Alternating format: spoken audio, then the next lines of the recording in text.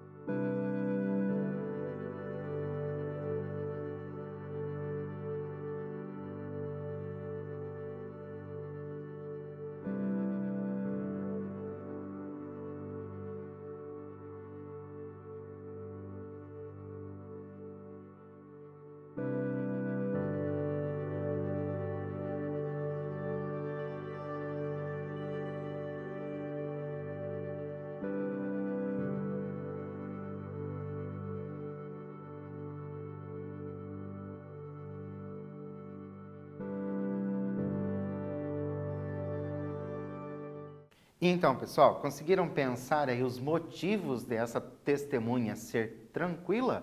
Vamos continuar e já vamos ver uma revisão. É possível sabermos o gênero da testemunha, ou seja, é possível saber se é masculino ou feminino e por quê? Vou dar um tempinho para vocês responderem ou talvez pesquisarem e volto para a gente corrigir.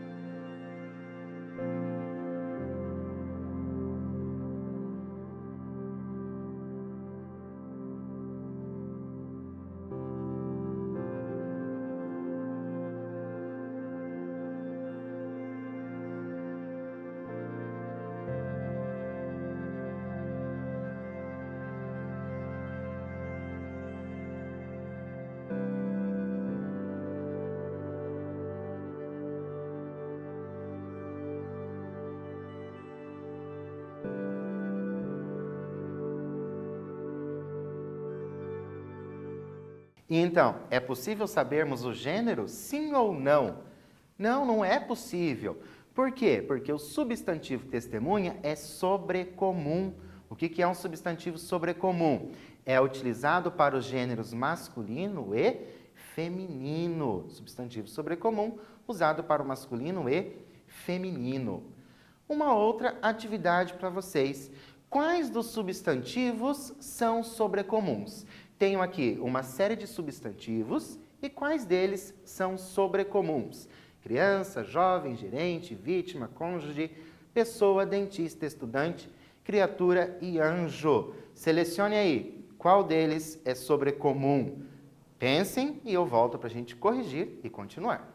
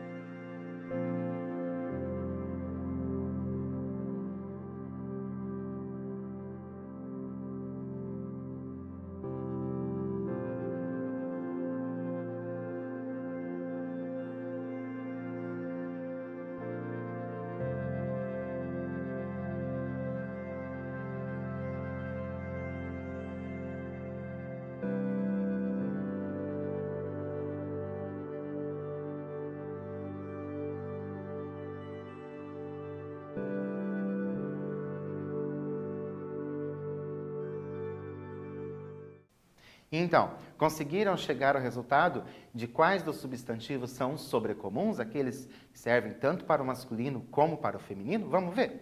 Olha lá. Criança, vítima, cônjuge, pessoa, criatura e anjo. Esses são os substantivos que servem tanto para o masculino como para o feminino. E eu não vou ter alteração no uso do artigo, ok? Eu não vou dizer, por exemplo, o criança. Vai ser sempre a criança, tanto para o masculino como para o feminino. Mas, e agora? A nossa crônica testemunha tranquila. Vamos começar? O cara chegou assim, com um ar suspeito, olhou para os lados e, como não parecia ter ninguém por perto, forçou a porta do apartamento e entrou. Eu estava parado olhando, para ver no que ia dar aquilo. Na verdade, eu estava vendo nitidamente toda a cena e senti que o camarada era um mau caráter. Vamos pensar agora numa atividade. No trecho, o camarada chegou assim com um ar suspeito, olhou para os lados e forçou a porta do apartamento e entrou. A conjunção e foi utilizada com qual finalidade? Porque nós temos ali a minha conjunção e. Vou dar um tempinho para vocês pensarem, volto para corrigir e vamos continuar lendo esta crônica.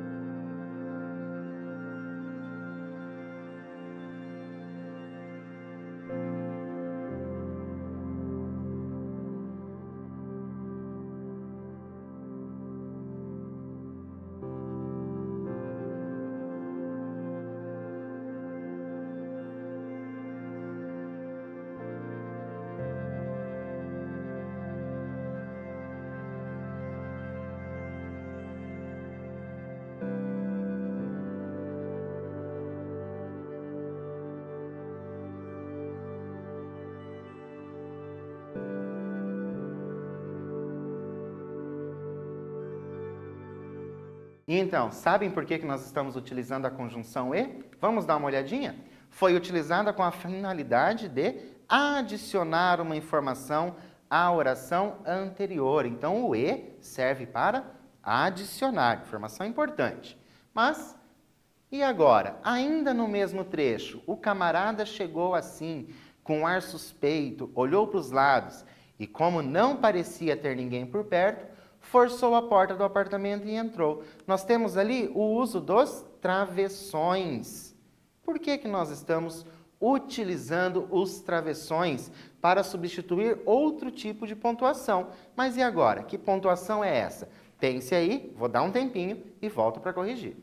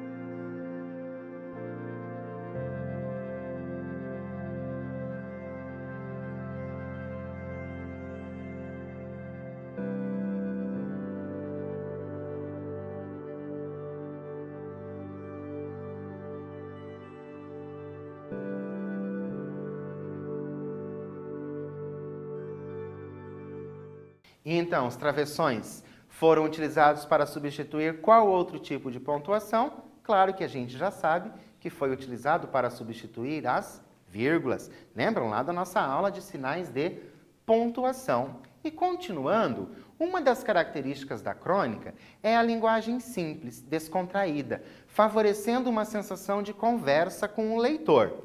Retire do trecho a palavra que sugere essa sensação. Então, eu vou retirar deste trecho a palavra que sugere a sensação de conversa, ok? Olha lá o trecho. O camarada chegou assim, com um ar suspeito, olhou para os lados e, como não parecia ter ninguém por perto, forçou a porta do apartamento e entrou. Qual palavra está me dando essa ideia de conversa com o leitor? Um tempinho para vocês encontrarem essa palavra e eu já volto.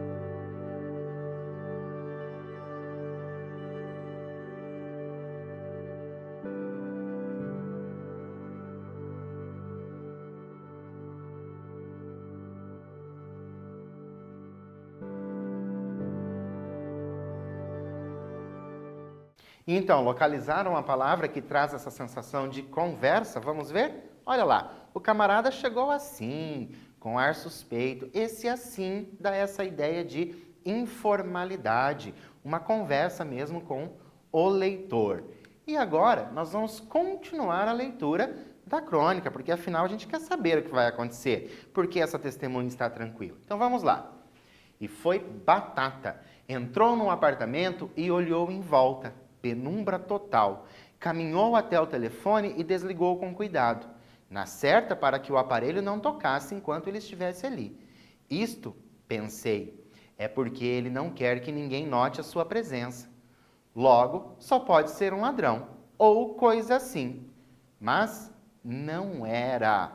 Olha só. Agora a gente vai pensar. O autor afirma que não se tratava de um ladrão. De acordo com a leitura feita, quem poderia ser e por quê? Vou dar um tempinho para vocês pensarem sobre isso e eu volto para a gente continuar.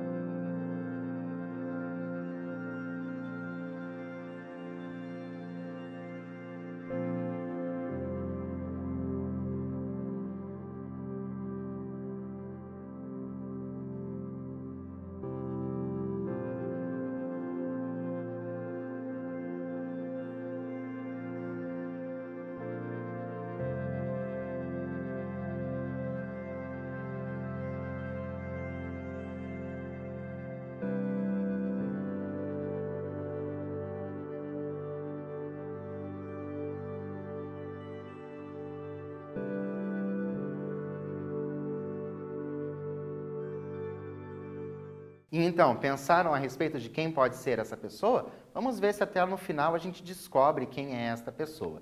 Mas lá no texto tinha, e foi batata. Qual o sentido produzido por essa expressão? E foi batata. O que isso quer dizer? Vou dar um tempinho para vocês responderem essa questão e eu já volto.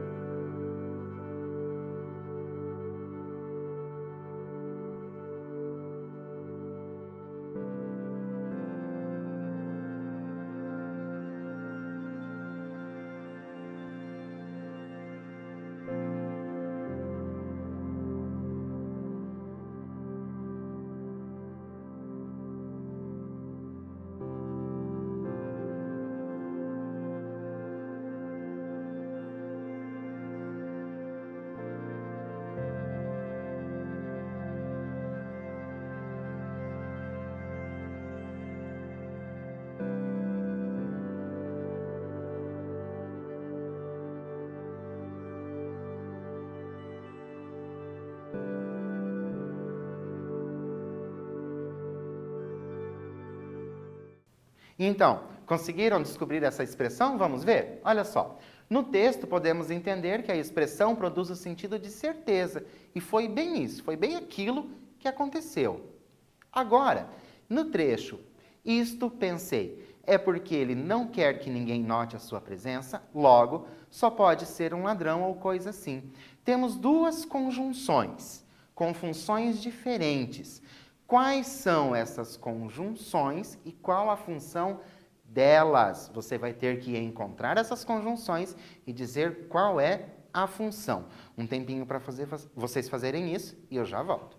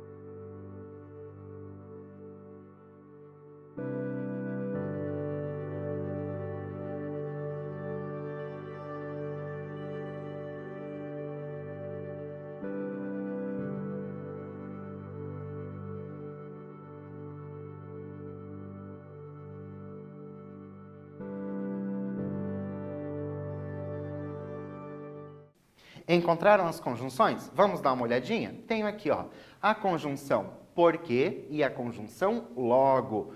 Para que serve o porquê? Ele dá uma ideia de explicação. Para que está servindo o logo? Ele vai me dar uma ideia de conclusão. A função dessas conjunções ali no meu texto. Vamos continuar a leitura?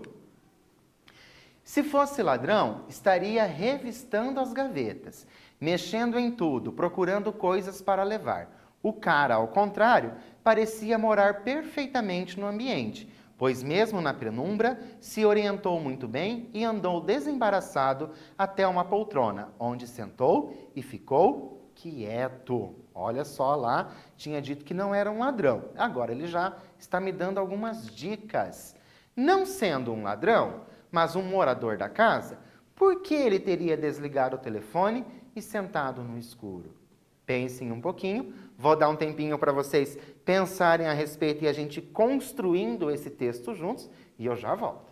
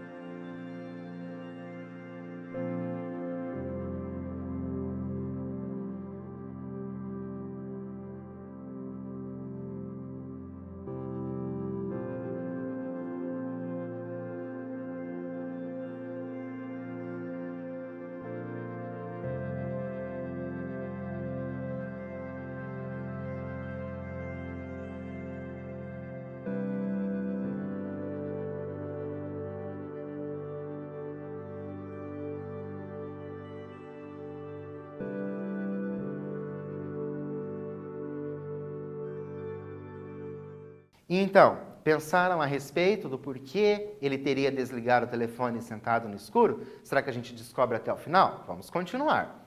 Pior que ladrão.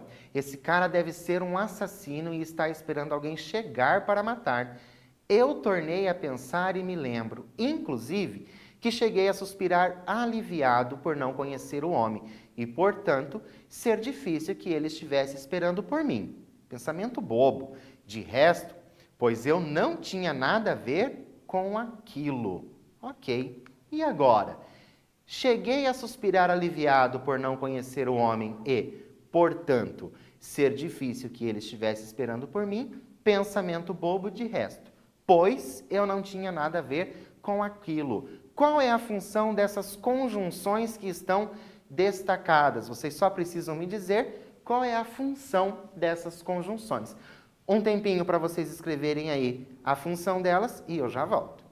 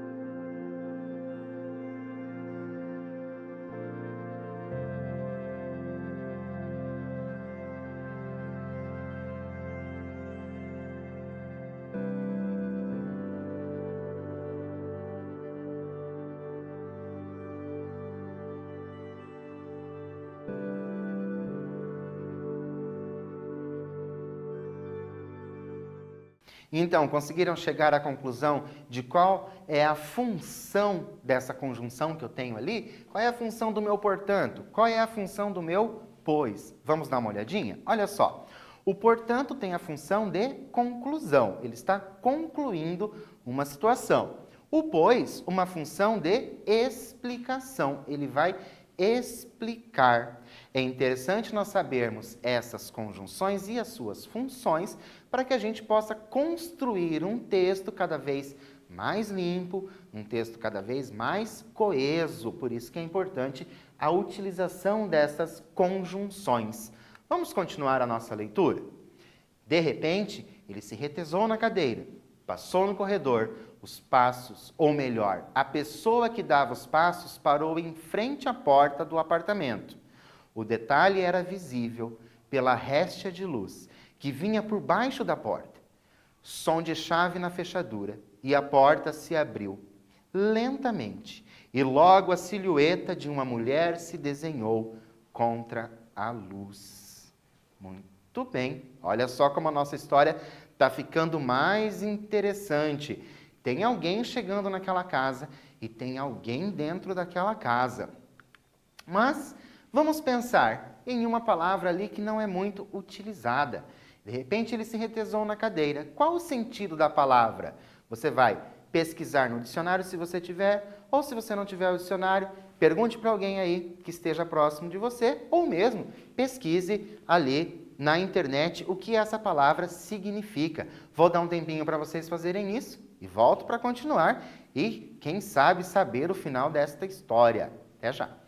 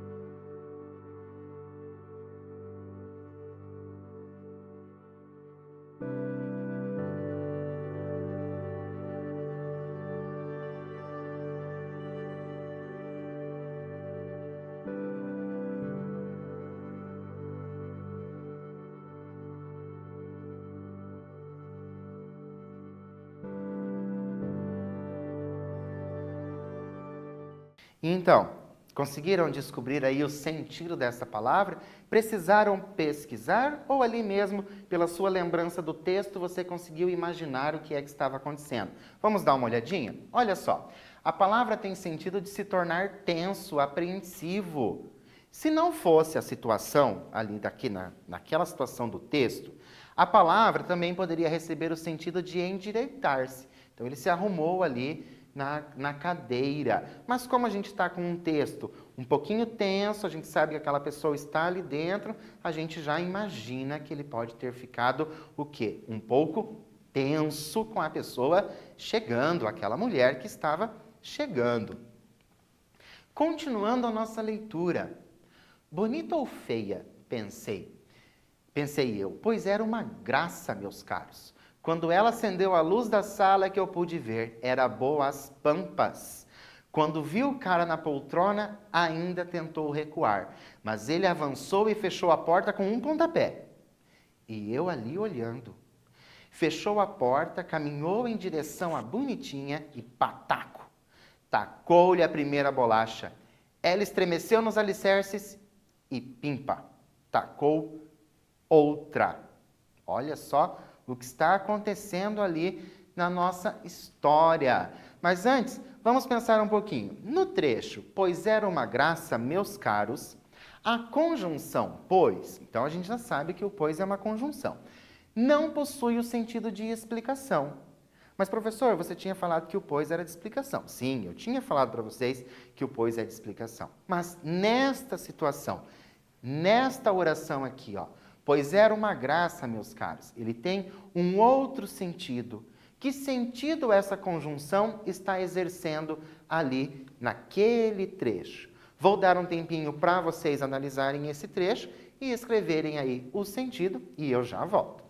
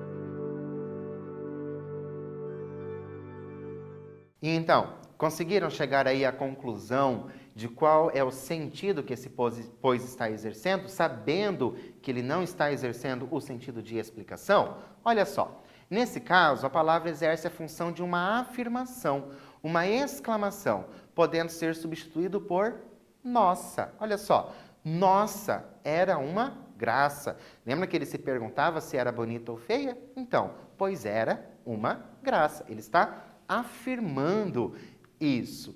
E agora nós vamos retirar do último trecho, esse trecho que nós fizemos a leitura, palavras ou expressões típicas da linguagem oral. É isso que nós vamos fazer.